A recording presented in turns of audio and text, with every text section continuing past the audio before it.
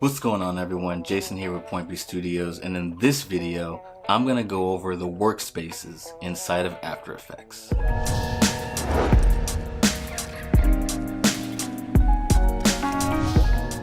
What's going on, everyone? Thank you for joining me in this new tutorial. Hope you guys are doing alright so far and enjoying the new year. In this tutorial we're going to be talking about the workspaces inside of After Effects. In my last tutorial, I covered the 7 most important panels I think you should consider utilizing in After Effects if you're a beginner starting out. And this kind of goes hand in hand. Creating a workspace that you feel comfortable with navigating around to get the things that you need done is very important. It's about as important as knowing all of your resources and your assets inside of the project panel. And the way to do that, the way to have access to all the different workspaces is actually by going up to the window button here, and you'll see Workspace here. And if you go to Workspace, you have a list of default options that After Effects has built in. Before even going to the workspaces, understand that these workspaces are made up of a combination of all the different panels that you have access to. And all the different panels that you have access to are actually located all down here. So everything from here all the way down, these are all different panels that you have access to get the things you want done. I am currently on the default workspace. And as you can see, the default workspace, clicking out, is made up of the project panel, effect control panel, the composition panel, the timeline, so on and so forth. But let's say that you want to focus your workflow on color correcting and color grading. We want to change our workspace so that we can start transitioning into color grading and color correcting our project. So what we'll do is we'll go back up to the window, we'll go to Workspace, and we'll actually go to this color workspace right here.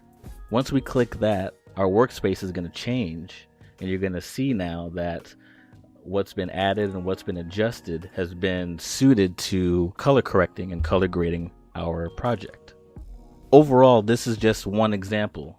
If I'm switching to a color workflow, I have the tools at my disposal to, one, apply an effect to the image, and then I have my Lumetri scope here that is giving me accurate information in terms of what my colors are doing to the image. So you have a workspace here that is geared to making sure that the colors you want to apply are going to be as accurate as you want them to be. Alright, now let's just say for whatever reason we wanted to move some things around because we don't really like the way that the workspace looks. We can actually rearrange the panels to something that we feel more comfortable with. So for instance, let's just say that maybe I don't like the effect control panel to be right under the project panel like it is. So I'll move it. So what I'll do is I will click and hold, and then I will drag it. And I can move it to any space here. And you can see where it like kind of highlights blue a little bit. If you want to place it there, you can dock it right there just like that. Maybe I'll make a few more adjustments. If you click in between each of the panels, you'll see the arrow kind of pointing in both left and right directions. This will allow you to give you less or more space.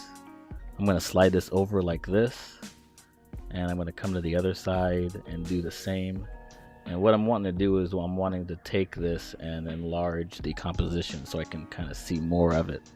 And so maybe I like my space to look something like this instead of how it was in default. And whenever I want to color correct, maybe I want it to open up like this every time. Well, I can do that.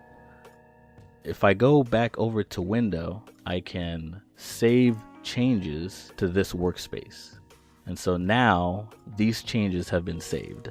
And so now if I were to go back to Window, go back to the default panel, and go back to Workspace, everything is saved as we wanted it to be. If I wanted to save this as a completely new workspace, I can do that too. I can go back over to Window, go to Workspace, and I can go to Save as New Workspace. So when I click on that, it'll ask me to name the workspace. So maybe I'll name this color grade. Hit OK. It's been saved as color grade, and so now when I go back to Window and Workspace, it'll show that color grade is my current workspace.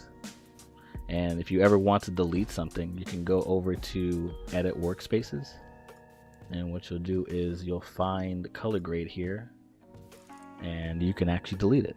So we'll go ahead and delete it just for now, and it's gone. So now if we want to go back to color as a workspace, it's no longer in our workspace. We can go to color, and boom, we're back at it. I just wanted to take a few minutes to show you how to customize your workspaces, because you want to focus less on the technical aspects of the software and more on the creative stuff. So get all the technical stuff out of the way so that when you're ready to just come in here and start working, you can just work. All right, everyone, I really hope you got some value out of this video. I think understanding your workspaces is going to be crucial to helping you feel a lot more confident about navigating around inside of After Effects. So hit that like button if you liked it, share it with someone you think is going to get some value out of it, and feel free to hit that subscribe button. I'm going to continue to have more content like this coming out. So in the meantime, stay motivated, and I'll see you in the next video.